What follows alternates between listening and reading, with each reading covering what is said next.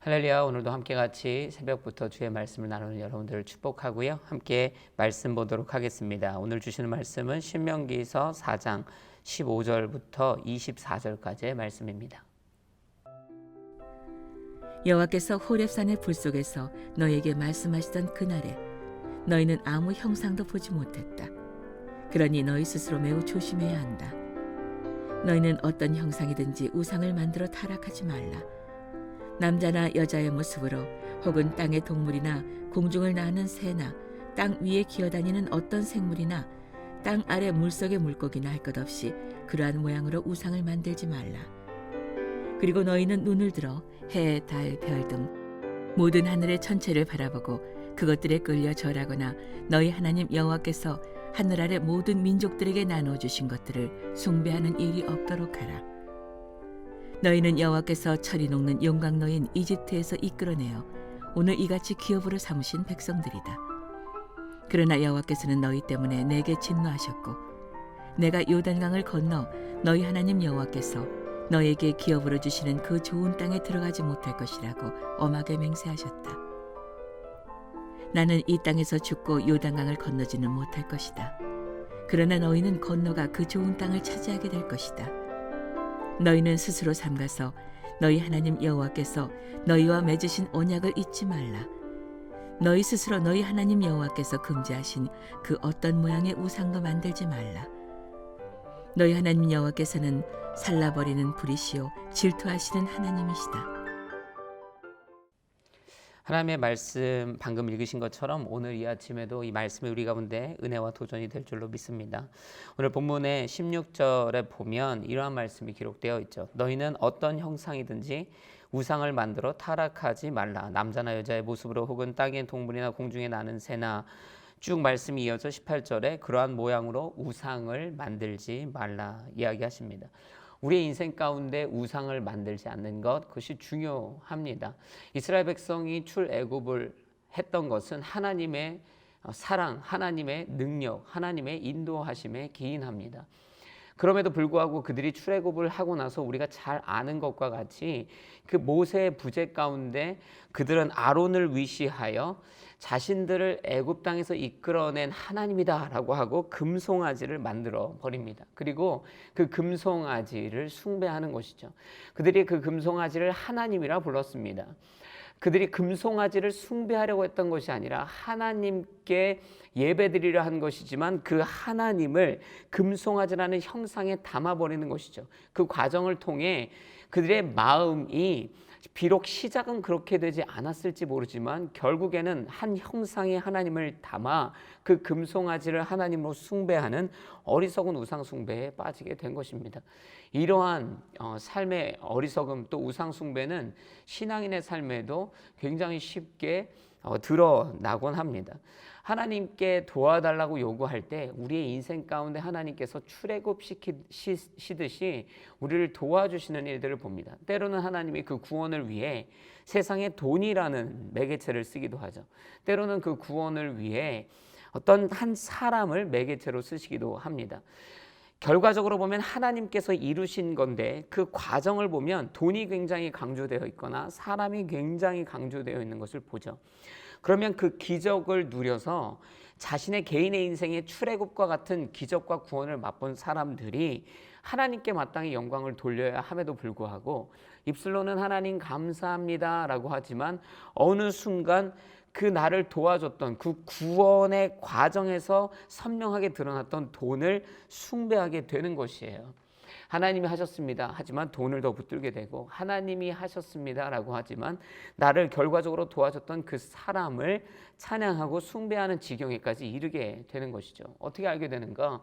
문제 그 다음 어려움을 마주하거나 삶의 어려움을 마주할 때 하나님이 생각나는 것이 아니라 그 사람이 생각나는 것이죠. 돈이 생각나는 것이죠.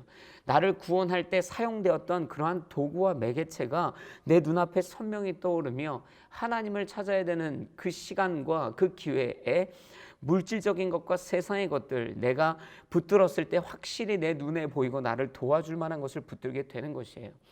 이스라엘의 전쟁의 역사에서 이스라엘이 승리할 수 있었던 것은 단언컨대 단 한 번도 빠짐없이 하나님의 도우심이다 생각합니다.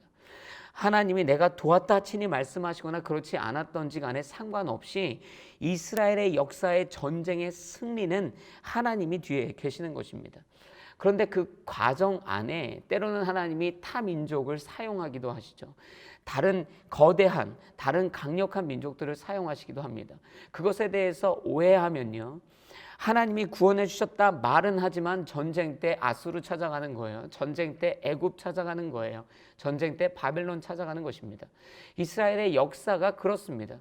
끊임없이 구원하셨고 도와주셨고 역사하셨던 그 사건의 배후에 계신, 이 모든 사건을 가능케 하신 하나님을 찬양하고 예배하는 것이 아니라 그 과정에 드러났던 것을 결국에는 우상화하여서 거기에 빠져서 하나님을 붙드는 것이 아니라 우상을 붙들게 되는 것이죠. 하나님은 분노하십니다. 하나님은 질투의 하나님이시죠. 하나님은 그것이 옳지 않다 선언하십니다. 우리가 우리의 인생 가운데 우상을 두지 않는 것 중요하지만 우리의 눈에 보이는, 우리로 하여금 선명하게 보여 쉽게 손에 쥐고 믿을 수 있을 것 같은 가시권에 들어간 우상들을 만들어내는 것, 그래놓고 그것을 하나님이라 선언하는 것, 이러한 우상 숭배의 습관들을 버려야 합니다. 여러분, 저와 여러분이 세상의 그 어떤 것으로도 우상을 만들어서는 안 됩니다. 그 어떤 것도, 어떠한 사람도 우상이 되어서는 안 됩니다.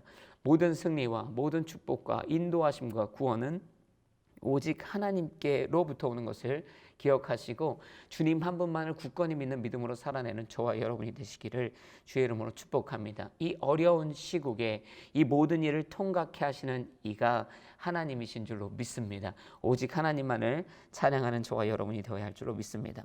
오늘 본문이 계속 이어져서 이 모세 이야기들이 기록되어 있습니다. 모세가 그런 얘기를 하죠. 21절에 여호와께서는 너희 때문에 내게 진노하셨고 내가 요단강을 건너 너희 하나님 여호와께서 너희에게 기업으로 주시는 그 좋은 땅에 들어가지 못할 것이라고 엄하게 맹세했다. 모세 말에 따르면 이런 것이죠.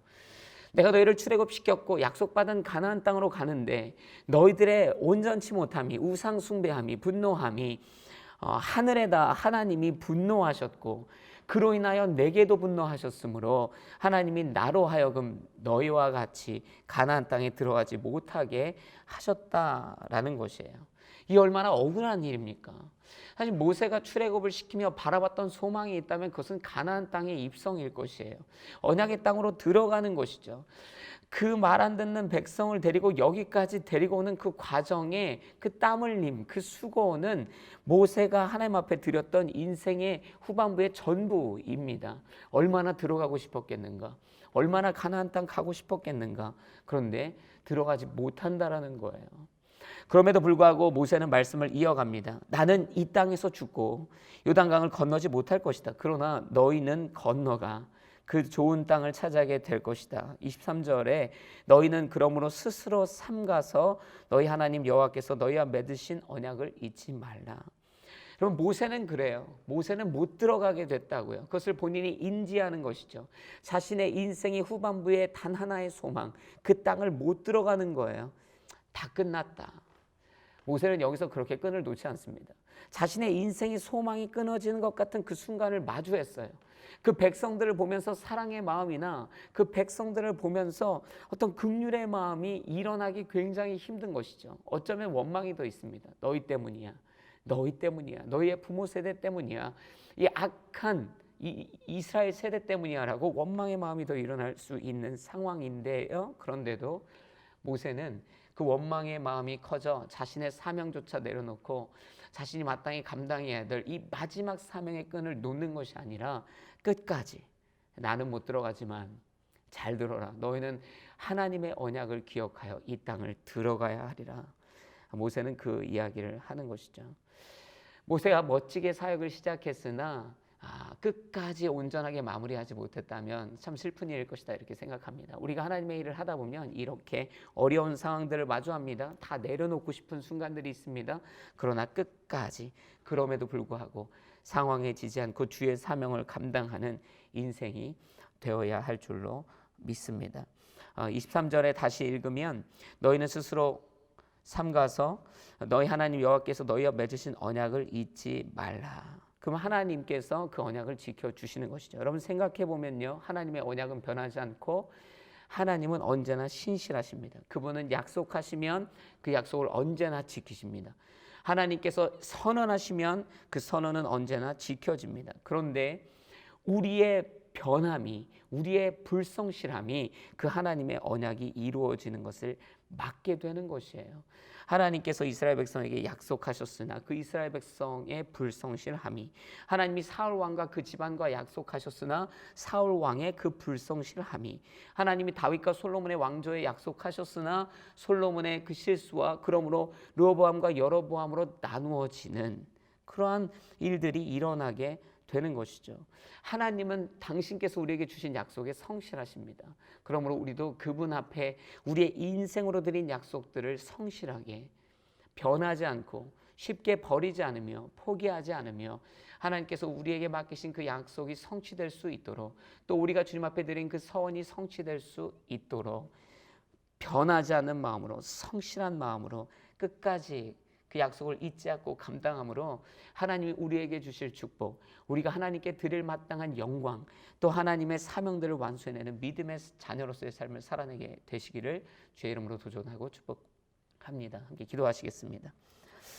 할렐루야. 사랑의 주님 감사합니다. 오늘도 주님께서 우리에게 주신 말씀 붙들고 나아갑니다. 우리의 삶의 모든 우상들을 잘라내게 해주시고 하나님 외에 다른 것들을 하나님께 드릴 찬양으로 올려드리는 것이 아니라 오직 주님께만 영광 올려드리는 예배자 되게 하여 주옵소서. 하나님, 우리가 주의 사명을 살다가 어려운 일을 당하고 상황과 환경에 억눌릴 때 있지만 그럼에도 불구하고 끝까지 그 사명을 모세와 같이 다하게 하시고 우리에게 주신 그 언약에 신실하신 하나님을 기억하며 우리도 성실하고 신실하게 신앙의 걸음을 살아내는, 이 어려운 시국에 흔들리지 않는 믿음의 자녀로서의 삶을 살아내는 우리 모두가 되게 하여 주옵소서. 우리 가운데 허락하실 그 가나안을 아버지, 이 어려운 시국을 믿음으로 통과하여 누리게 하여 주옵소서. 모든 영광을 주님 앞에 올려드리며 예수 그리스도의 이름으로 기도드렸습니다.